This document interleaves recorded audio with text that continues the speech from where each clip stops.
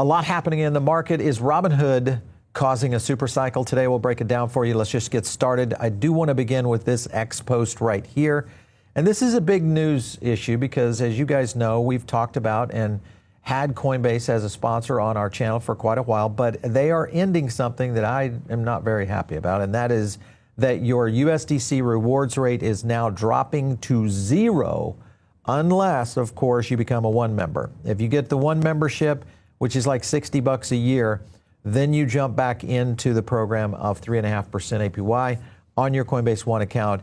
I don't know if you guys are already one members, maybe you are, but let me know in the comments. Does this make you change how you will use Coinbase in the future if you cannot earn rewards, as a main platform over there? If you look at Robinhood's comparison, remember their annual subscription is $50, Coinbase One, $60.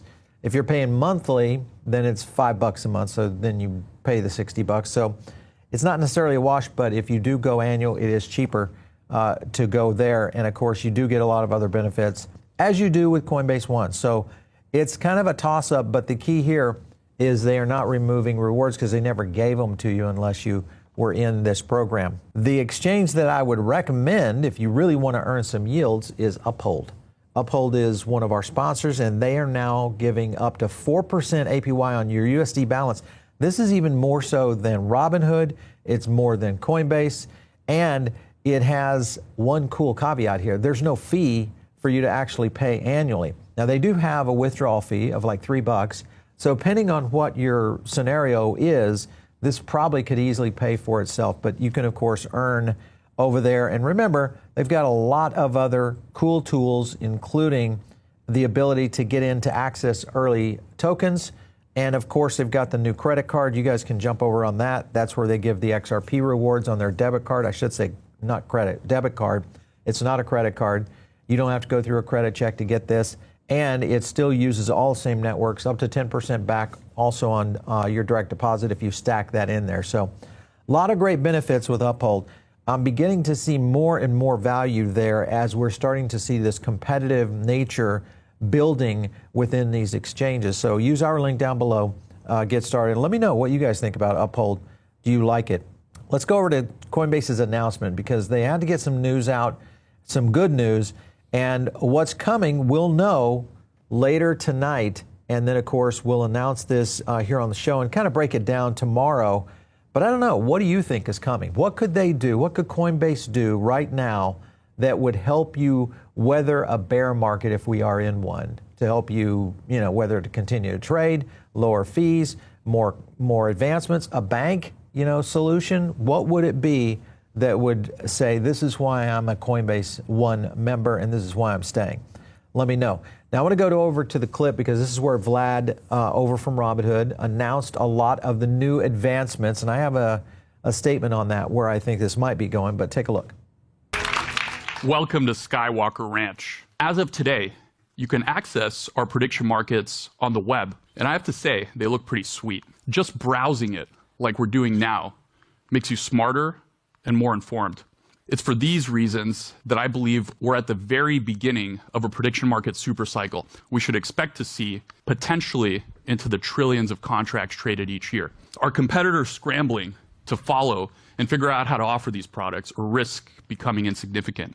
So, no pun intended, but obviously he is at Skywalker Ranch and wearing a rebel outfit, just like the rebel he is, and that is trying to bring products to market, I guess in a way, maybe before we even see some things happening with clarity. And I'll explain that in a second, because there are some things going on in the market right now that will affect a lot of these financial institutions. Now, what he was referencing is the prediction tool that they, of course, partnered with Calcion, and what this might mean and how they're going to utilize it in the future. Here is a clip, them talking about the refresh and some of the updates. Take a look. Now, when you go to search, you'll see an elevated search experience, which shows you real-time scores, live trading activity, and a really easy way to trade winners, spreads, and totals. Limit orders, which allow you to set your entry and exit price. Game notifications, so you'll never miss a game start or a close game. We're excited to launch what we call preset combos, combining multiple events into one contract that allow you to get in at a lower entry price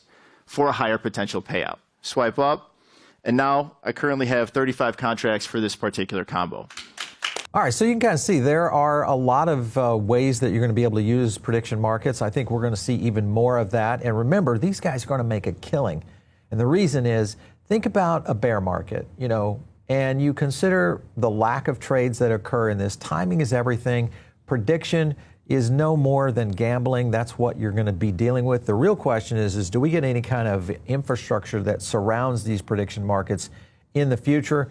I don't know. We're going to probably see a lot more of them rolling out with many of these exchanges and institutions that are going to be going forward with it. A couple of things other that they hit on right here. Some people have already started to realize that using a prediction market could be cheaper than conventional insurance. This is thinking fire, flood, and hurricane insurance, okay? Let's go further into this because he started to reveal a few other things. One, they call them custom combos, which is really kind of customized prediction markets. Take a look. What if someone wants full control? What if I want to craft my own combo? The moment you've been waiting for, custom combos are coming. Let me show you how that will work. I'm going to actually change this and move this over to 47.5. Who do you think will score a touchdown? I think Puka's going to get in the end zone. All right, let's maybe throw a Smith-the-Jigma in there, and let's just say Cup. You can mix and match the exact outcomes you believe in. Custom combos are coming in January in time for the playoffs. Imagine mixing your predictions in sports, culture, politics, really any category into one trade. So interesting that you have this dynamic, and what she mentioned there at the end is important, is the culture element, and it also starts to bring a lot of different betting things into the game, which in the past has kind of always been in the sports game, but now it's starting to mix in culture. You could leverage, what's happening in culture versus what's going on in sports versus what's going on in something else. That creates an interesting dynamic around how prediction markets will be used. Now, that wasn't the only thing they announced. They also dove into a little bit more around their AI and Cortex and what this will do for trading in the future. Take a look. This might get a little complicated, right? How will I make sense of tens, potentially hundreds of thousands of markets? That's where Robinhood Cortex comes in. How's my Microsoft investment doing? My Microsoft position is down about 8%. Help me find some stocks that have been unfairly punished by the market. It lays them all out right here in this table.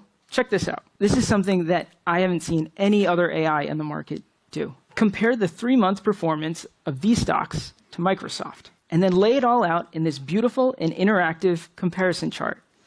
And check this out. I can scrub all the way back to the beginning of the year and see how all of these stocks have performed. Run a technical analysis on Oracle, including the support zone and resistance zone. Who wants to see something really cool? Buy 2 shares of Oracle when it drops below 180. A limit order for me, with the number of shares, the limit price, the session, the time in force, all here for me to review. I hit submit, and now my order is ready to execute. Pretty cool. How will aliens impact my portfolio? Can it be done in a Yoda voice? Let's see. All right. All is guesswork, this is. Okay. All right, so this is big news because it does change, I think, the dynamic of how AI tools are going to be used. But you're going to see this in other exchanges. You're also going to see this with other wealth management platforms that will start to release this. The question of who's going to be best will, still depend on the user, I guess. But remember, this is still AI. It's looking back at data, which in finance, sometimes that's good, but it may not be taking other things into consideration. I know there's one human element from an analyst side. It's not like you're getting personal assistance, but it will start to test against that. So it'll be interesting. I want to test it out, but always do your research. Always get in and do your due diligence on anything you're doing on investing, even if you're talking to an AI. So just be aware. This is very early going, guys. So another thing they announced early was tokenized stock tokens. We remember we mentioned this whole thing was on the big EU event that they did. This is available in the EU right now. But when you look at tokenized stock tokens and against the price of what's happening within Robinhood, you can kind of see what they're doing on tokenized value and the assets that are tokenized. So it continues to go up and to the right. That's good. If you look at some of the tokenized stocks, one of them that's kind of interesting to me is this one right here. Look at BitMine. Let me zoom in on that for you guys. This is BitMine Immersion Technologies, BM&R. You know who that is. That, of course, is Tom Lee, and it's setting at number 4 right here behind Google and Microsoft. Google and Microsoft way ahead of anything else that's crypto related. So that is a huge, I think, kudo to, of course, what's happening with BitMine, but more importantly, what's going on with ETH. All right, so let's take a look at market share where they are right now. If you look at Dune Analytics, and I'll just kind of showcase a few things here. One, of course, is there's Robinhood on Arbitrum, very small. Then you drop in here to XStocks, absolutely killing it. And then, of course, Ondo, not necessarily on the growth cycle, but XStocks and Robinhood are most likely going to be the ones to watch. So let's take a look at what XStocks is doing. Now let's take a look at the same thing of where they're investing. What is this? Yeah, Robinhood is their number one position right now in terms of tokenized stocks within XStocks. So kind of intriguing here how these are kind of coming together. And it's unique because I think this opens up a whole new era of stock trading. We are going to see more of this. It's coming to Wall Street faster than you can imagine. So big news. Introducing, of course, guess what? Stocks on Securitize, and you can do this with real stocks, real ownership. But Securitize came to market really fast because they know and they understand where this market is heading. So they, I won't say scrambled, but we've had Carlos on here many times. They're definitely trying to come into the market. And of course, they had a clip out there that we have to play for you guys. Take a look. Carlos, congratulations. You have a 20% market share of a market that seemingly doubles every year or two. And some of the projections are pretty extraordinary. I don't know if you can keep the 20%, but even if it's 10 to 15% of that growing market, it's a significant market share that you have. Can you do the math for us here? So the market today is very small, actually. We're the largest player, but the market is around $25 to $30 billion, depending on how many things you include there. Even if I don't keep 20% market share, if I keep 10% market share, but the market really goes to the bottom of the projections is like around $2 trillion. So $2 trillion, 10% of that is $200 billion. So our company will grow tremendously in the next few years. So it's a very exciting part of the market to be. Carlos, when you look at the opportunity, is it real? Like, what's the biggest impact? Explain to the average person out there why things should be tokenized. Things seem to be working fine right now. So what does tokenization get you? Well, yeah, things work fine or not, like depending on what part of the industry works. But what you mentioned that we announced today is actually that you can actually settle trades between stable coins and tokenized equities on chain instantly, right? And that eliminates intermediaries, it frees capital, etc. Yeah, it's speed. It's speed. That's the big difference. And I think that will make a big difference in terms of how investors go to market. To address his position there, first of all, their base case around $2 trillion, I think that's way under. We're going to see this in multi-trillions in terms of the market. Companies like what Robinhood is doing, and you're probably going to see some others that will only accelerate this. Remember, Securitize is, I won't say obscure, but they're not necessarily a power player when it gets into retail. Once you slide in retail, something like a Robinhood, or possibly a Fidelity, or others that could play into this, now you could get, breakaway scale. That would start to increase the market value, and whether he gets 10% or not, that's still a question. Let's go over to the Clarity Act, because this thing is definitely on the ropes. We've been reporting on this for the last couple of weeks, and my position is my estimate that this was not going to happen. And I've talked to many of the guys up there in D.C., many of which have been on our show before, that have talked about this with us on air, saying that this is struggling. The big issue coming out of the House, getting a remark up over in the Senate. Senate's all over it in terms of what they want to retain. And this does not look like it's going to occur, and it may not even occur in early January. The real question is, how does this move forward with all of the changes that are going to be happening in from the Senate? I think that's the question. The Clarity Act signed into law, obviously in 25, not going to happen. There it is, dead on arrival. 26 is our only shot. The thing you got to watch for, here's Ron Hammond kind of hitting on this very point. This is all going to land on the contentious issues of interest-bearing stablecoins. Isn't that interesting? Interest-bearing stablecoins. AML obligations. Basically, they're trying to bring over all the banking regulations into Clarity. Notice that.